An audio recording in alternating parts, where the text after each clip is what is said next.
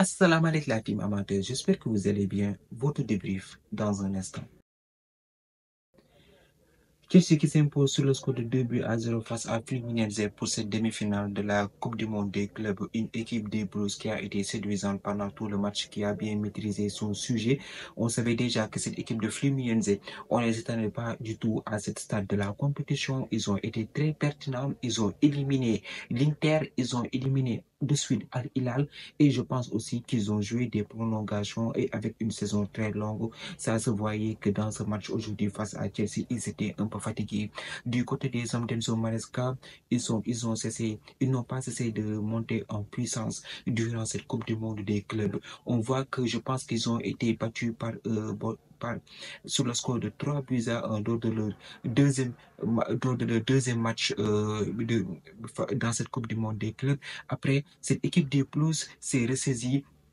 Ils ont performé et actuellement, aujourd'hui, ils sont en finale de la Coupe du Monde des clubs. Moi, personnellement, qui débriefe rarement Chelsea, je pense que je les débriefe rarement. Je les attendais pas du tout à ce stade de la compétition pour être sérieux. Donc, les hommes d'Enzo Maresca aujourd'hui qui ont très bien maîtrisé le sujet. Voilà.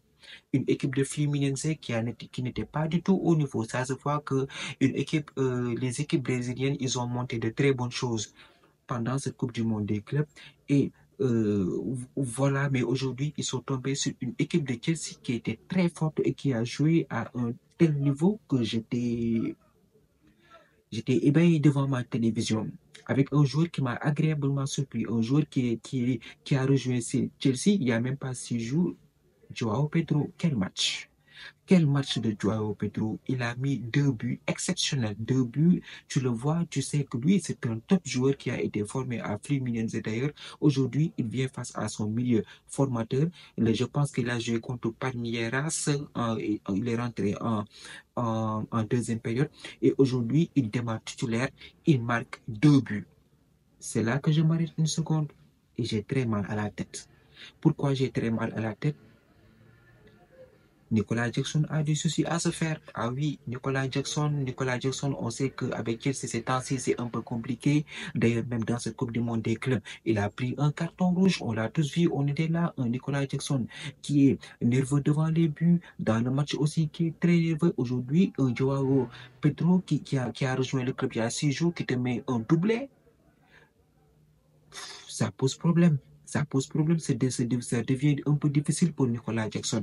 Nicolas Jackson, voilà, qui est l'attaquant titulaire de Chelsea. Là, il se retrouve avec une véritable concurrence, avec un top joueur qui a aujourd'hui mis les points sur des i en inscrivant un doublé de premier but. Je pense que voilà, c'est venu de Coquerella. Parce que durant cette première période, on a vu une équipe de Chelsea qui était dominatrice, mais c'était aussi un peu équilibré parce que les joueurs de Fluminense étaient joués en position basse et ils exploitaient les contre-attaques, mais malheureusement, ce bloc de Chelsea, il jouait bien, il se replaçait très vite avec un Caicedo devant la défense, un Caicedo qui a été impérial, un Caicedo, tu le vois, tu sais que c'est le maître à jouer de ce milieu de terrain, c'est un élément important dans le dispositif d'Enzo Maresca. D'ailleurs, en fin de match, il a été blessé. On ne connaît pas s'il va rater la finale, mais quand on l'a vu sortir, j'espère que ce n'est pas trop grave.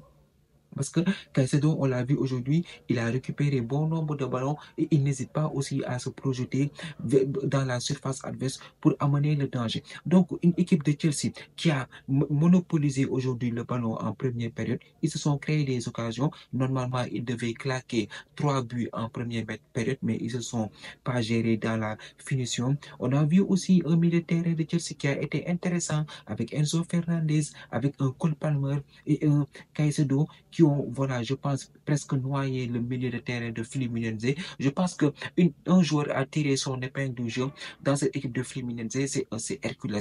Hercules, le boy là, je ne sais pas, voilà, d'où il vient. En tout cas, il a été pertinent. C'est la remontée de balle du côté Fluminense, vu qu'il a une très bonne vitesse, donc il a un peu amené le danger dans la surface de cette équipe de Chelsea. Une équipe de Chelsea aussi, voilà, ce que j'ai apprécié durant son match. le repli défensif. On ne cesse d'en parler, il se replace très bien. Quand il y a eu un contre-attaque pour l'équipe de Fluminense, on voit très rapidement cette équipe de Chelsea qui se replace, qui forme un bloc et qui empêche les transitions rapides pour ne pas se faire surprendre par cette défense, par cette attaque de Fluminense qui a été dangereuse pendant toute la compétition. Pour moi, le seul joueur qui a une errance défensive, c'est un peu Chaloba. Normalement, pour moi, il y a penalty. Je suis désolé de le dire, il y a penalty. Monsieur le Texier devait siffler ce penalty parce que quand on regarde Chaloba sur ce coup franc, le bras est décollé du corps. Le bras n'est pas du tout collé, le ballon n'a pas touché la cuisse. Et en plus, derrière, il y avait action de but, action de jeu parce que Thiago Silva était tout juste derrière Chaloba. Normalement, si la balle passe, Thiago Silva était en position favorable pour pouvoir mettre ce but. Donc, moi, je ne sais pas pourquoi l'arbitre français n'a pas sifflé faute, mais pour moi, il y a un penalty. Et ce penalty aurait dû relancer ce match entre Chelsea et Fluminense. Donc, une équipe de Chelsea qui a été dominatrice, une équipe de Chelsea qui a marqué avec un but superbe enroulé du pied droit sur la lucarne de Joao Pedro, qui marque les esprits. Donc, une équipe de Chelsea qui revient à deuxième état et qui hausse son niveau. Ils ont haussé le niveau. Aujourd'hui, en deuxième temps, il n'y avait pas du tout match entre ces deux formations. Ça se voit que cette équipe du Chelsea, ils ont de la ressource. Ça se voit que cette équipe du Chelsea, ils ont une équipe très jeune, des jeunes avec des joueurs excellents qui ont une très grande marge de progression. À l'image de Cole Palmer sur le deuxième but, il a été extraordinaire. Il s'est arraché, je vous dis, au milieu de terrain pour pouvoir amener cette action et permettre à Joao Pedro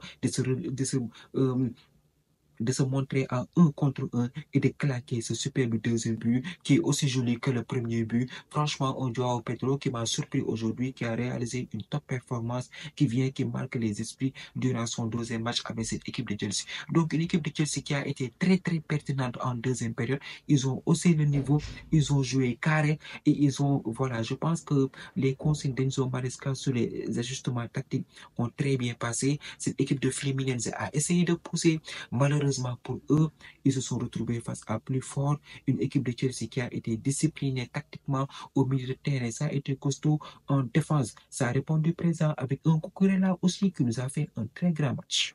Franchement, lui aussi, il faut le saluer. Je pense qu'il a sauvé une balle de but sur sa ligne, sur la ligne de but. D'ailleurs, la montre de l'arbitre n'a pas vibré. Une Cucurella, tu le vois, il monte avec ses joueurs pour amener le danger, pour faire des centres. Un Cucurella qui fait un repli défensif extraordinaire pour intercepter des ballons et aussi, essayer de boucher les trous pour éviter des passes dans son dos. On a vu aussi aujourd'hui un Nkunku, Nkunku, je dirais, mention bien. Il a fait un match très correct. Il a essayé de se créer des occasions avec des combinaisons avec Joao Pedro qui ont été très intéressantes, qui ont parfois amené le danger. Mais voilà, un Nkunku, j'ai très bien aimé son match. Il a fait un bon match. Il s'est débrouillé. On sait que cette saison, ça a été compliqué pour lui, pour se montrer dans ce dispositif. À un moment donné, il était sur le banc. Jadon Sancho, lui, il a quitté le club. Donc, Nkunku, il retrouve pas sa place préférentielle qu'il avait à Leipzig. Mais voilà, il s'est montré aujourd'hui et je pense que c'est encourageant pour la saison à venir. Cole Palmer, comme d'habitude, voilà, le maître à jouer de cette équipe. Cole Palmer, aujourd'hui, il a été un peu décisif, décisif, on va dire, sur le deuxième but. Il a lui aussi montré un très bon niveau. Pedro Neto aussi, sur son côté gauche, il a été très, très pertinent. Normalement, ce match devait se terminer à 3-0 s'il n'avait pas raté ses occasions. Mais une équipe de Fluminense, voilà, je peux dire que c'est pas qu'ils n'ont pas le niveau, mais ils se sont retrouvés aujourd'hui face à plus fort. Et cette équipe de Fluminense, on les a vus un peu fatigués, des jambes engourdies. Donc, avec la fraîcheur que cette équipe de Chelsea a dans son effectif, on pouvait s'imaginer avec... normalement, aujourd'hui, on est en demi-finale, il devait venir s'arracher sur le terrain pour essayer de se qualifier, mais le niveau n'était pas du tout le même aujourd'hui. Une équipe de Chelsea qui a été disciplinée tactiquement en défense et aussi au milieu de terrain et en attaque. En deuxième mi-temps, ils élèvent leur niveau de jeu pour aller éteindre cette équipe de Fluminense. Donc, une équipe de Fluminense qui a été incroyable durant ce tournoi avec Thiago Silva, 40 ans s'il vous plaît, 41 ans au mois de septembre, qui est toujours là, qui est toujours présent. Mais aujourd'hui, voilà, João Pedro qui a crucifié son club formateur et qui permet à Chelsea de se qualifier pour la finale de la Coupe du Monde des clubs. On ne s'attendait pas du tout à ce stade du tournoi. Mais voilà, ils se sont montrés, ils se sont gérés.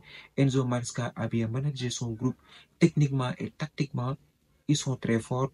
Maintenant, dimanche, on va voir si Chelsea va affronter le Real Madrid ou bien le PSG. Un match que tout le monde nous attend. On était là au mois de mai. Normalement, le Real Madrid devait se qualifier, affronter le Paris Saint-Germain en demi-finale. Arsenal est passé par là. Declan Rice avec ses 2 coups francs, ils nous ont crucifiés au Bernabeu.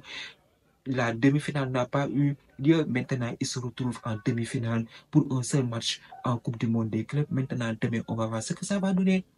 Léger avantage pour cette équipe de Luis Enrique qui nous a montré de belles choses face au Bayern, qui nous a montré, même s'ils ont deux joueurs en moins, ils sont capables de faire la différence avec un Achraf Hakimi, Nuno Mendes, une équipe du PSG globalement qui est au top de sa forme. Maintenant, demain, on va voir ce que ça va donner. On va voir si le Champions Ball fonctionne toujours ou bien c'était seulement un avant-goût pour cette Coupe du Monde des clubs. Mais on a hâte d'y être et on sera là pour débriefer ce match avec vous. Là, c'est tout pour cette vidéo. Merci d'avoir regardé. Merci de partager, de liker et de vous abonner au max. On se donne rendez-vous très prochainement pour une nouvelle vidéo. D'ici là, portez-vous bien.